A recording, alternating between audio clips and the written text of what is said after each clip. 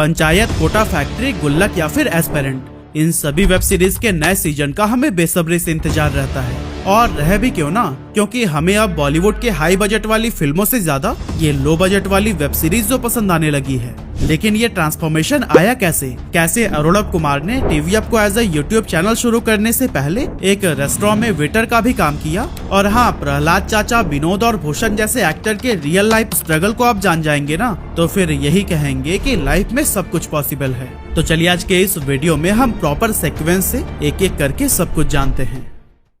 तो दोस्तों, US air force में रिसर्च कंसल्टेंट की जॉब छोड़कर यूट्यूब चैनल शुरू करना, कोई पागल ही होगा जो ऐसा काम करेगा। पर ये कहानी है अरोड़व कुमार की, जो as a research consultant salary तो अच्छी उठा रहे थे, लेकिन उन्हें इस काम में मजा ही नहीं आ रहा था। इस बात से तंग आकर उन्होंने जॉब छोड़ दी और द वायरल फीवर यानी कि टीवीएफ नाम के एक यूट्यूब चैनल की शुरुआत की। उनके इस फैसले के बाद से लोगों ने उनका खूब मजाक उड़ाया, तरह तरह की बातें भी की, लेकिन आज वही लोग इनकी तारीफों के पुल बांधते नहीं थकते, क्योंकि टीवीएफ देश के सबसे सक्सेसफुल यूट्यूब चैनल और ओटीटी प्लेटफॉर्म्स में से एक है, जिसने इंडियन कंटेंट क्रिएशन में क्रांति ला दी है। एक्चुअली अरोड़व को थिएटर का आइडिया तब आया जब वो 2001 में आईआईटी खड़गपुर से इंजीनियरिंग कर रहे थे।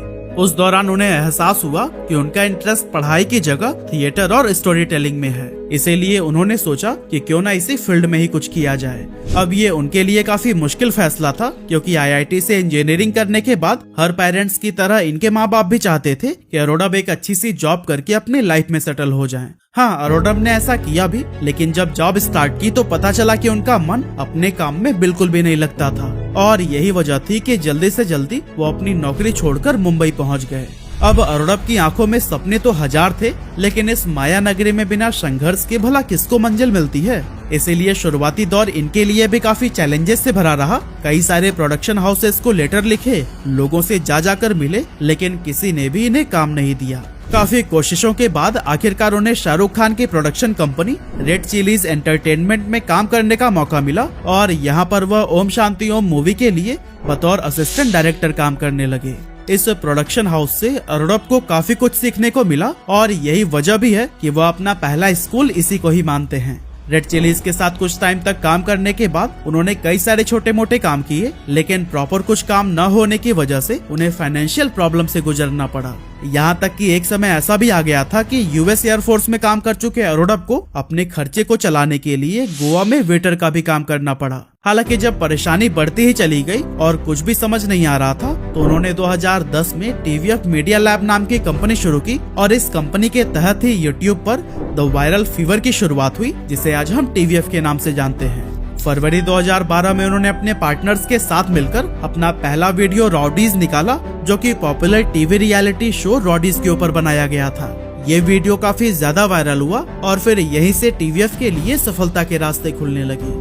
और दोस्तों, कुछ इसी तरह से कई सारे वायरल वीडियोस को बनाने के बाद 2014 में अरोड़व ने इंडिया की अपनी पहली वेब सीरीज रिलीज की, जिसका नाम था परमानेंट रूममेट्स। जी हाँ दोस्तों, वो टीवीएफ ही है जिसने पहली बार भारत को वेब सीरीज का कॉन्सेप्ट दिया था। परमानेंट रूममेट्स को 50 मिलियन से भी ज्यादा व्यूज मिले, और इसे लोगों ने भी काफी पसंद किया। इसके बाद से 2015 में अरोड़व ने पिक्चर्स वेब सीरीज को बनाया, जो कि IMDb के टॉप 250 शोज की लिस्ट में जगह बनाने वाली भारत की पहली वेब सीरीज बनी। अब दोस्तों, आज की अगर बात करें तो टीवीएफ एक जाना माना नाम है, और हर घर में ही इसके शोज देखे जाते हैं। इसकी वेब सीरीज में ना तो कोई एक्सपेंसिव सेट होता है, ना कोई सुपरस्टार एक्टर कास्ट किया जाता है, और ना ही कोई महंगा VFX या फिर फैंसी कहानियाँ। इसके बावजूद आज टीवीएफ की सभी वेब सीरीज सुपरहिट होती हैं, और इनके डायलॉग्स लोगों की जुबान पर चढ़ जाते हैं। सही बात है विधायक जी, कुत्ता मार के खाने का आरोप लग जाए तो ब्लड प्रेशर बढ़िए न जाएगा जी। तो आखिर क्या रीजन है? एक तरफ बॉलीवुड की हाई बजट फिल्में भी मात खा जा रही हैं, तो वहीं TVF back to back superhit web series देता जा रहा है। तो दोस्तों, इसका पहला रीजन है रिलेटेबिलिटी। एक्चुअली टीवी रोटी के बारे में सोचूं, बापू की कोचिंग के बारे में सोचूं, यह हालत है। एक्चुअली इसमें 3 दोस्तों की कहानी दिखाई गई है, जो यूपीएससी पास करने का सपना लेकर दिल्ली के राजेंद्र नगर इलाके में कोचिंग कर रहे हैं। तीनों दोस्तों के अपने कमरे का संघर्ष, अपने एग्जाम की चिंता और देश की सेवा, हर उस स्टोरी को इतने बेहतरीन ढंग से एक्सप्रेस किया गया है कि रियल लाइफ एस्पिरेंट्स भी इससे रिलेट कर पाते हैं, और ये उन्हें खुद की कहानी लगती है। इसके अलावा अगर आप शहर में पले बढ़े हैं और कभी कभार ही छुट्टियों में गांव की तरफ जाना होता है तो फिर आप पंचायत के सचिव जी यानी कि अभिषेक त्रिपाठी की लाइफ से रिलेट कर सकते हैं कि गांव के लोगों के साथ एडजस्ट करने में क्या क्या परेशानी आती हैं, कैसे गर्मी की रात में बिजली चली जाती है और मच्छर सोना हराम कर देते हैं। पंचायत सीरीज देखने के बाद कुछ लोगों का तो ये भी कहना है कि मानो ये मेरी ही ग्राम पंचायत की कहानी लीक हो गई हो। और दोस्तों इसी बात से ही आप अंदाजा लगा सकते हैं कि लोग टीवीएफ की सीरीज से कितना ज्यादा रिलेट कर पाते हैं। टीवीएफ की खास बात यह है कि ये लोग एवरीडे सिचुएशन को कैप्चर करते हैं और रियल इमोशंस को ऐड करने की कोशिश करते हैं। हम ये नहीं कह रहे कि आप शादी कर लीजिए, लेकिन जब भी कीजिएगा ना सर, सोच समझ के कीजिएगा। साला कुंडली मिले ना मिले, विचारों का मिलना बहुत जरूरी होता है। और इसी चीज का ही तड़का बॉलीवुड वाले अपने फिल्मों में लगाने से चूक जाते हैं। बॉलीवुड में तो ऐसी अनरियलिस्टिक स्टोरी दिखाई जाती है कि ऑडियंस सोचने पर मजबूर हो जाए कि ऐसी सोसाइटी कहीं एग्जिस्ट करती भी है क्या। जैसे कि एग्जाम में पास होने पर दोस्तों के साथ पूल पार्टी एंजॉय की जाती है, स्टूडेंट के 6 पैक एब्स होते हैं, पोर्श गाड़ी से स्टूडेंट लग्जरी कैंपस में एंटर करते हैं और लड़कियां उन्हें मधुमक्खी की तरह घेर कर रखती हैं। जबकि रियल लाइफ स्टूडेंट पर पढ़ाई का इतना बर्डन होता है कि 6 पैक एब्स तो सिर्फ वो अपने सपने में ही देख सकता है। अगर एग्जाम में अच्छे मार्क्स आ गए तो फिर दोस्तों के साथ स्ट्रीट फूड खाकर हम सेलिब्रेट कर लेते हैं, या फिर बहुत ज्यादा कुछ अचीव कर लिया तो फिर पड़ोस के 2-4 घरों में मिठाइयाँ बांट देते हैं। इसके अलावा टीवीएफ की हर एक वेब सीरीज इंडियन सोसाइटी के अलग अलग स्टेट और रीजन्स का फेस रिप्रेजेंट करती है और इनके डायलॉग्स या कोड भी इतने परफेक्ट होते हैं कि एक बार सुनकर ही जुबान पर चढ़ जाते हैं। साथ ही इन पर बनने वाले मीम्स सालों तक सोशल मीडिया पर देखने को मिलते हैं, जैसे कि आप खुद ही देख लीजिए। प्लास्टिक वाला चुनौती से बढ़िया स्टील वाला चुनौती लगता है। चुनौतियाँ भुलाता बहुत है ना भैया, तो इसीलिए स्टील वाला नहीं लेते, महंगा पड़ता है। इसके अलावा भोली भाली दिखने वाली पंचायत की मंजू देवी कुछ ऐसे डीप मीनिंग कोट कर जाती हैं, जिन्हें सुनने के बाद आप एक पल के लिए सोचने पर मजबूर हो जाते हैं। रोड के लिए भले ही फंड लगता हो विधायक जी, लेकिन अच्छे बर्ताव वाला इंसान बनने के लिए फंड नहीं लगता। और दोस्तों कुछ इसी तरह से टीवीएफ की सक्सेस का दूसरा मंत्र है फ्रेश टैलेंट।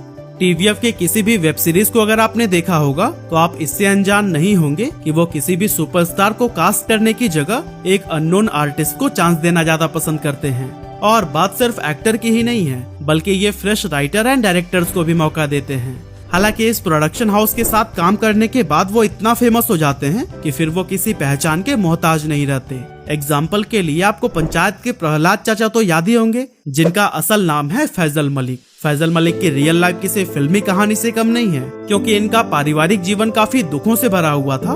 एक तो पैसों की तंगी, ऊपर से भाई की किडनी फेलियर से मौत हो गई। अभी वह इस सदमे से बाहर निकल ही पाते, उससे पहले ही बहन ने एग्जाम में फेल होने के बाद से सुसाइड कर लिया और फिर इन दुखों को भुलाकर नॉर्मल लाइफ की तरफ लौटने में फैजल को काफी समय लग गया। इन्हीं संघर्षों से गुजरते हुए उन्होंने अपना रुख फिल्म इंडस्ट्री की तरफ किया, लेकिन यहाँ पर काम पाना आसान बात नहीं थी। उन्होंने कई जगहों पर कोशिश की, लेकिन कहीं भी बात नहीं बनी। हालांकि कुछ समय के बाद उनकी मुलाकात famous musical composer and singer Kailash Kher से हुई, जिन्होंने फैजल को सहारा चैनल में एडिटर की जॉब दिला दी। लेकिन दोस्तों हमारे प्रहलाद चाचा की किस्मत उस समय चमकी जब उन्होंने गैंग्स ऑफ वासेपुर में एक पुलिस वाले का किरदार निभाया। इस वेब सीरीज में उनका स्क्रीन टाइम तो बहुत कम था, लेकिन फैजल की दमदार एक्टिंग ने सबको इनका कायल बना दिया। और फिर आगे चलकर पंचायत में उन्होंने प्रहलाद की जो भूमिका निभाई उसे कौन ही भूल सकता है। हालांकि दोस्तों चलिए अब हम बात करते हैं उस एक्टर की जो कि एक ही सीन से लोगों के बीच में फेमस हो गए थे। भैया डीएम मैडम के पहुंचने से पहले हमें यहाँ हक के निकलना है और सबका पर्दाफाश करना है।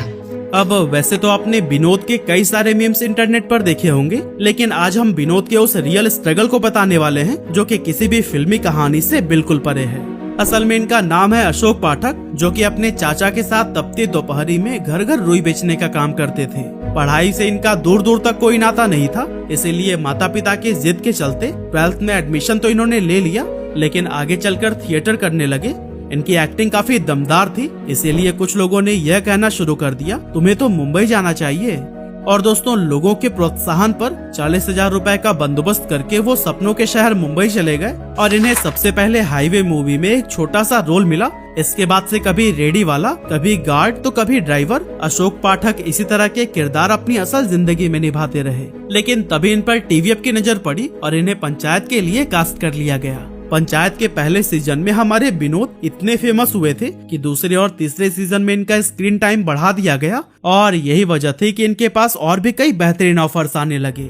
रिसेंटली 2024 में फ्रांस के कैंस सिटी में अशोक पाठक को भी बुलाया गया था, जहां इनकी मूवी सिस्टर मिडनाइट की स्क्रीनिंग की गई, जिसमें राधिका आप्टे भी हैं। और इस मूवी की स्क्रीनिंग लोगों को इतनी पसंद आई कि वहां 10 मिनट तक उन्हें स्टैंडिंग ओवेशन मिला। और दोस्तों कुछ ऐसा स्ट्रगल रहा है दुर्गेश कुमार का, जिन्हें आपने पंचायत में भूषण के रूप में देखा है। कई सारी फिल्में जैसे कि सुल्तान, हाईवे और फिरकी अली जैसी मूवीज में कई सारे छोटे मोटे किरदार निभाने के बाद भी उन्हें वो पहचान नहीं मिल सकी कि ऑफर खुद चल के उनके पास आ सके। कई बार तो ऐसे मौके भी आए जब इन्हें रोल के लिए कास्टिंग डायरेक्टर के पैरों में गिरना पड़ा। यह सब देखकर इनके दोस्त भी परेशान हो जाते थे कि ये सब क्या कर रहा है। पर आपको तो पता ही है कि जीवन जीने के लिए पैसों की जरूरत होती है और उसे पाने के लिए इंसान किस हद तक जा सकता है ये तो सिर्फ वही जानता है। इस तरह के कई सारे ऐसे राइटर्स या एक्टर्स जिन्होंने सैकड़ों रिजेक्शंस देखे हैं, लेकिन उनके टैलेंट की कदर सिर्फ टीवीएफ ने की है। और यहीं से कई सारे ऐसे चेहरे पॉपुलर हुए हैं जिन्हें पहले कोई नहीं जानता था। और दोस्तों कुछ इसी तरह से टीवीएफ की सफलता का एक और बड़ा राज है ह्यूमर। एक अच्छे से लिखा हुआ सीन जिसमें ह्यूमर नेचुरल मोमेंट से आता है, उसे ऑडियंस सबसे ज्यादा एंजॉय करते हैं। जैसे कि पंचायत सीजन 3 में अम्मा जी का बीमार होने की एक्टिंग करना, या फिर मंजू देवी का क्रांति देवी के साथ चप्पल को लेकर लड़ाई करना। इन जैसे अनगिनत सीन हैं जिसमें दर्शक हंस हंस के लोटपोट हो गए। इसमें ना कोई वल्गैरिटी होती है और ना ही कोई कॉम्प्लिकेटेड जोक्स, बस कैरेक्टर की ऑथेंटिसिटी, उनके नेचुरल डायलॉग्स और छोटे छोटे एक्सप्रेशन, ये सभी मिलकर एक ऐसा एनवायरनमेंट बना देते हैं कि खुद ब खुद लोगों की हंसी निकल जाती है। टीवीएफ अपनी सीरीज में इतने परफेक्ट तरीके से ह्यूमर को ऐड करता है कि सीरियस सिचुएशन में भी लोग हंसने पर मजबूर हो जाते हैं। यही वजह है कि इनकी कोई भी सीरीज के रिलीज होने के बाद उसके छोटे छोटे क्लिप्स बहुत ज्यादा वायरल होते हैं। तो दोस्तों टीवीएफ के सक्सेस का अगला रीजन है इसकी टारगेट ऑडियंस। एक्चुअली टीवीएफ 18 से 35 की एज ग्रुप वाले लोगों को सबसे ज्यादा टारगेट करती है, जो कि रोजाना एवरेज 3 घंटे से ज्यादा वीडियो कंटेंट कंज्यूम करते हैं। अब इस ऑडियंस को कैसे अपने साथ बांधे रखना है ये बात भी टीवीएफ बहुत अच्छे से जानता है, इसीलिए वो काफी सारे सीरीज के कुछ एपिसोड्स को यूट्यूब पर सबके लिए फ्री में अवेलेबल करा देता है, लेकिन फाइनल के कुछ एपिसोड्स को अपनी ओटीटी ऐप टीवीएफ प्ले पर अपलोड करता है, ताकि लोगों में कहानी के नेक्स्ट पार्ट को जानने की क्यूरियोसिटी जगे और लोग इनके प्लेटफॉर्म पर मूव हो जाएं। और हाँ, इनकी टीम में कई सारे ऐसे मल्टी टैलेंटेड लोग शामिल हैं जो कभी राइटर का काम करते हैं तो कभी जरूरत पड़ने पर एक्टर भी बन जाते हैं। जैसे कि पंचायत के डायरेक्टर दीपक कुमार मिश्रा हैं, जो कि आपको यह किरदार निभाते हुए भी दिख जाएंगे। एक ट्यूबलाइट इधर और एक ट्यूबलाइट इधर, ऐसा लगेगा कि एकदम ट्यूबलाइट के घर में घुस रहा है। लगा दे। अच्छा सर, कि ट्यूबलाइट हरा लगाए सफेद लगाए? लगा दे, जैसा लगाना है, हरा लगा दे। आपको नहीं लगता सफेद ज्यादा अच्छा लगेगा?